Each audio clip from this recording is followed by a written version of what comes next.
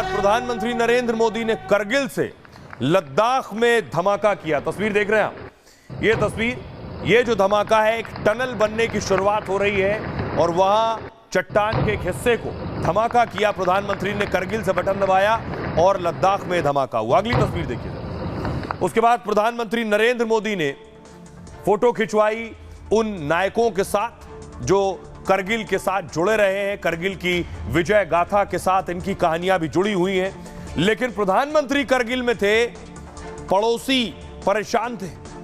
पाकिस्तान में हाहाकार मचा हुआ था कि मोदी करगिल पहुंच गए, मोदी कह चुके और करगिल से प्रधानमंत्री ने सीधे पाकिस्तान को ललकारा है। पिछले कुछ दिनों में जम्मू कश्मीर में जिस तरह से आतंकी घटनाएं बढ़ी हैं, उसके बाद प्रधानमंत्री का करगिल जाना तो पाकिस्तान का परेशान होना और कांपना लाजमी। सुनिए जरा।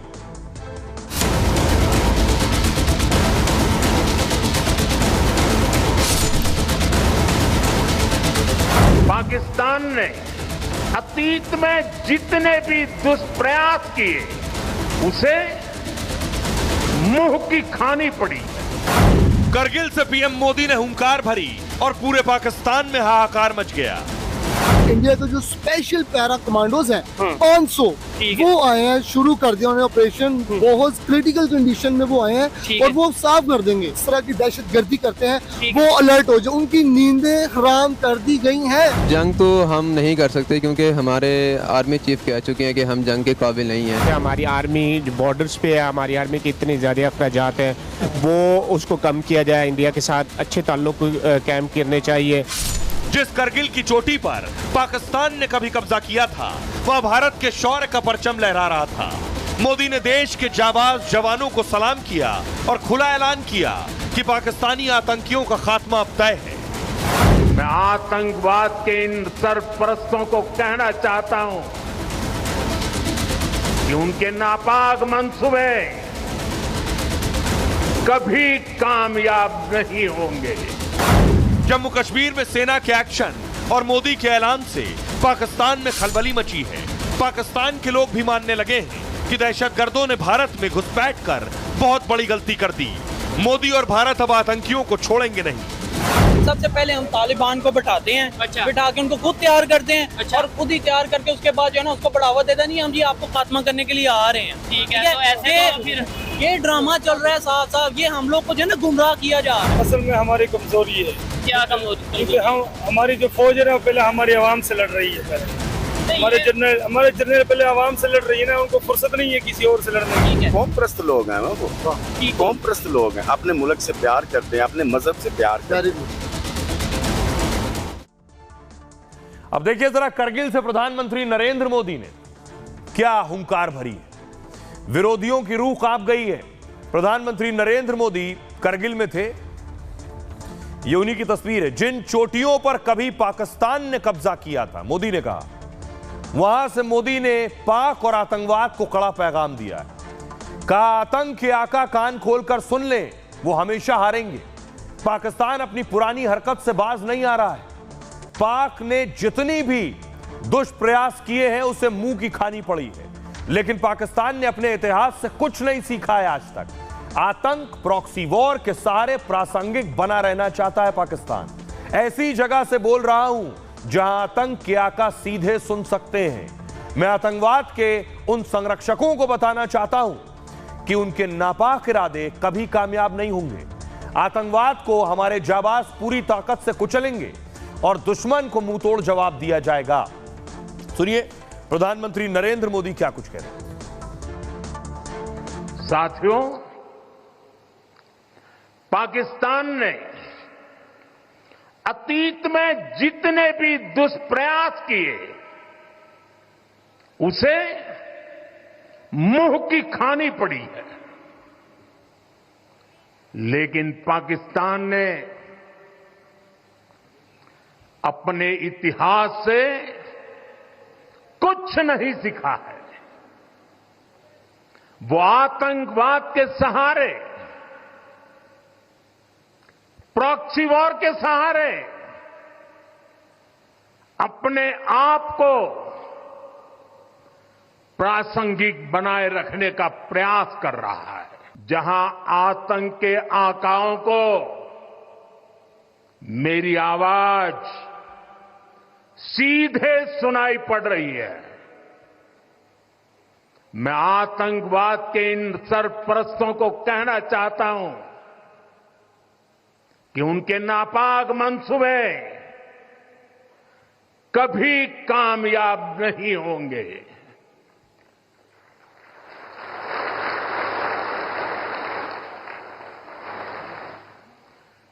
आतंकवाद को हमारे जाबाज पूरी ताकत से कुचलेंगे, दुश्मन को मुंहतोड़ जवाब दिया जाएगा। अब आइए आपको दिखाने जा रहा हूं, प्रधानमंत्री नरेंद्र मोदी थे करगिल में। पहली बार नहीं गए थे, 1999 में जब न मुख्यमंत्री थे और न प्रधानमंत्री, तब गए थे करगिल प्रभारी बनके। तस्वीर आप देख रहे हैं, प्रधानमंत्री नरेंद्र मोदी आपको नीली जैकेट में नजर आ रहे हैं। ये 1999 की तस्वीर है, 1999 की। उस वक्त प्रभारी बनकर, हिमाचल के प्रभारी बनकर पीएम मोदी गए थे और उस दौरान जो जवान जंग लड़ रहे थे उनके साथ तस्वीरें प्रधानमंत्री नरेंद्र मोदी की हैं। अब एक और तस्वीर आपको दिखाऊं, करगिल जंग की तस्वीरें वायुसेना ने जारी की हैं। ये वो तस्वीर आप देख रहे हैं, कहां जंग हुई, किस तरह से जंग हुई, ये पूरा वीडियो तैयार किया है। जाबाज हम चले, छूने आसमां चले, अपनी तो बस यही उड़ान है, बड़ी शान से चले, अभिमान से चले, अपनी तो बस यही पहचान है, ये आसमां है मेरा। 1999 में करगिल हुआ, हमारे जवानों ने करगिल में विजय हासिल की, लेकिन बहुत कम लोग हैं जो ये जानते हैं कि वाकई हुआ क्या था, क्यों हुआ था, क्या वजह थी। मैं आपको बताता हूं। ये करगिल की चोटी देख रहे हैं जिसे हमने फतेह की। हुआ क्या था, दरअसल 25 साल पहले 26 जुलाई को भारत ने करगिल वॉर जीता। पाकिस्तान ने इस जंग की शुरुआत हुई पाकिस्तान से 5 मई 1999, 5 मई को पाक ने कुछ हथियारबंद घुसपैठिए करगिल की चोटी पर भेज दिए। घुसपैठिए भेजे पहले। भारत के एक चरवाहे ने देखा तो सेना को जानकारी दी कि चोटी पर घुसपैठिए हैं। जवान वहां पहुंचे तो पाक घुसपैठियों ने गोलीबारी शुरू कर दी। गोलीबारी में हमारे 5 जवान शहीद हो गए और यहीं से जंग की शुरुआत हुई। घुसपैठियों के साथ पाक सैनिक भी धोखे से आगे बढ़ रहे थे, यानी घुसपैठियों के साथ साथ पाकिस्तानी सेना भी थी। एलओसी पार कर द्रास और करगिल की चोटी पर कब्जा कर लिया उन्होंने। पहाड़ की चोटी से पाक घुसपैठिए और सैनिक हमला कर रहे थे। ऊपर से हमला हो रहा था, हमारे जवान नीचे थे। जब ऊपर से हमला होगा तो नीचे से जवाब देना मुश्किल है, ऊपर से हमला करना आसान था। इसलिए भारतीय सेना को वहां ज्यादा नुकसान हो रहा था। दुश्मन को खदेड़ने के लिए भारत ने ऑपरेशन विजय शुरू किया। दिन में पहाड़ी से दुश्मन की भारतीय सैनिक पर सीधी नजर रहती थी। दिन के वक्त तो भारतीय जवान रात में चोटियों की ओर बढ़ते और दिन में छिप जाते थे। जो चोटियां देख रहे हैं बीच बीच में, इनकी तरफ बढ़ते थे और छिप जाया करते थे, क्योंकि ऊपर से घुसपैठी और पाकिस्तानी सेना हमला कर सकते थे। बम और गोलीबारी के बीच 84 दिनों तक भारत के जवान यहां डटे रहे। भारतीय जवानों को एयरफोर्स से मदद मिली तो हालात बदलने लगे। हालांकि पाकिस्तानी सेना ने भारत के उस वक्त 3 फाइटर प्लेन गिरा दिए, लेकिन एयरफोर्स ने पाक सेना और आतंकियों को बड़ा नुकसान पहुंचाया। आतंकियों की मौजूदगी की सटीक जानकारी भी भारत को मिली। जवान ने हमले तेज किए जवाब ने, और पाक सैनिकों को खदेड़ दिया गया। जंग के साथ पाकिस्तान कूटनीतिक मोर्चे पर भी पिछड़ने लगा। अमेरिका ने नवाज शरीफ पर सेना वापस बुलाने का दबाव बनाया। पीएम वाजपेयी साहब ने करगिल दौरे पर सैनिकों का हौसला बढ़ाया और 12 जुलाई को हार देखकर नवाज शरीफ ने सैनिकों को हटने की जानकारी दी कि उन्हें हटा दिया गया। नवाज ने बातचीत की पेशकश की। भारत ने कहा अब ऐसे बात नहीं होगी, अब शर्त होगी। 84 दिन के बाद भारत ने करगिल की जंग जीत ली इस जंग में हमारे 527 जवान शहीद हुए, 600 पाकिस्तानी भी ढेर किए गए। अब आइए आपको बताता हूं, लेकिन इसके कुछ हीरोज भी हैं जिन्हें आज याद करने का वक्त है, न सिर्फ याद करने का, उनकी कुर्बानी याद करने का, कैसे उन्होंने छाती पर गोली खाई और शहीद हुए। इसमें 2 कैप्टन बत्रा भी हैं और सौरभ कालिया भी हैं। आइए इनके बारे में आपको बताऊं कौन है ये हमारे जवान जिनकी वजह से हम महफूज हैं। सबसे पहले कैप्टन विक्रम बत्रा, सबसे मुश्किल मोर्चे पर दुश्मन का सामना किया, घायल होने के बाद भी 5 दुश्मन को अकेले मारा, साथियों को बचाने के लिए दुश्मन की गोली झेली और 24 साल की उम्र में सर्वोच्च बलिदान दिया। दूसरा नाम शहीद कैप्टन सौरभ कालिया, करगिल जंग में शहीद होने वाले पहले सैनिक थे। जंग से 4 महीने पहले ही सेना में भर्ती हुए थे। घुसपैठ की खबर मिलते ही चोटी पर गश्त के लिए गए। 4 जवानों के साथ पाकिस्तानी दुश्मनों का सामना किया, कई घुसपैठियों और पाक सैनिकों को भी ढेर कर दिया। गोला बारूद खत्म होने पर पाकिस्तान ने धोखे से इन्हें पकड़ लिया था। 22 दिन तक बंधक बनाने के बाद पाकिस्तानी सेना ने हत्या की। शहीद squadron leader Ajay Ahuja, MiG 21 से पाक सेना के कई ठिकाने तबाह कर दिए। चोटी में पाक के पैर उखाड़ने में अजय साहब का बड़ा हाथ था। शहीद अजय से निपटने के लिए पाक ने मिसाइल चलाई, स्ट्रिंगर मिसाइल से विमान क्रैश हुआ और अजय शहीद हो गए। अगला नाम शहीद कैप्टन मनोज पांडे। सिर्फ 24 साल के मनोज 22 दिन तक दुश्मन के छक्के छुड़ाते रहे। गोली लगने पर भी दुश्मनों के 4 बंकर इन्होंने तबाह कर दिए। खुखरी से 4 दुश्मनों की जान ली और जोबार टॉप पर कब्जा किया। गोरखपुर के मनोज जंग के दौरान भी डायरी लिखा करते थे और डायरी में लिखे शब्द उनका अद्भुत देश प्रेम साबित करते हैं।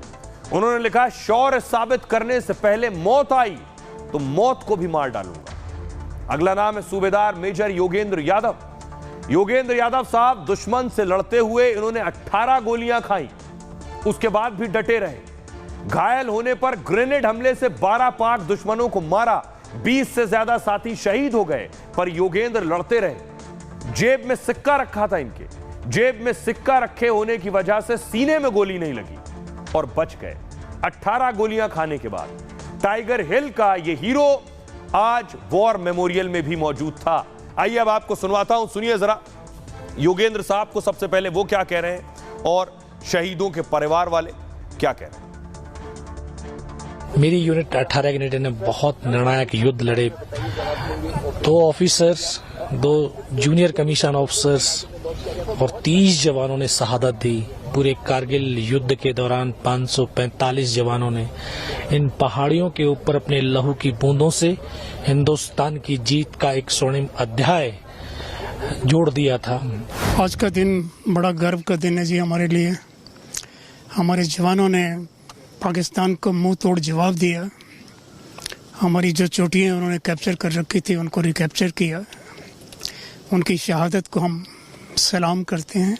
ये 25 वर्ष का समय जो गुजरा है, ये मैं समझता हूँ कि हमें हमारे बेटे ने एलिवेट किया है और हम अपने आप को सौभाग्यशाली मानते हैं कि उन्होंने हमारे घर में जन्म लिया है। कैप्टन मनोज पांडे हमारे बीच में नहीं है, लेकिन उनका जो यश है, उनकी जो वीरता है, उसको पूरा देश आज नमन करता है, याद करता है। इसमें मुझे भी गर्व है और पूरे देश को गर्व है। बहुत प्राउड फील होता है, बहुत अच्छा लगता है। पापा हमारे अभी भी लगता है हमारे साथ ही है। हमें पता चला तो हम बिलीव नहीं करे कि अब कुछ हुआ है करके। तो 7 डेज़ के बाद हमें तार मिला, तभी फ़ोन थे लेकिन इतना कांटेक्ट नहीं होता था, इतना ये नहीं होता था। मैं 11 मार्च को पापा की यूनिट लेह पे आ गई, छनीगुंड के यहाँ आके बहुत ऐसा वार्म फील होता है हमें कि हम पापा के पास आ गए। तो करगिल के हीरोज आज भी सभी की यादों में। प्रधानमंत्री नरेंद्र मोदी उन्हीं कुछ हीरोज से मिले भी। ये तस्वीरें आप देख रहे हैं, प्रधानमंत्री उनके परिवारों के बीच गए, उनसे मिले और खुद प्रधानमंत्री करगिल पहुंचे थे।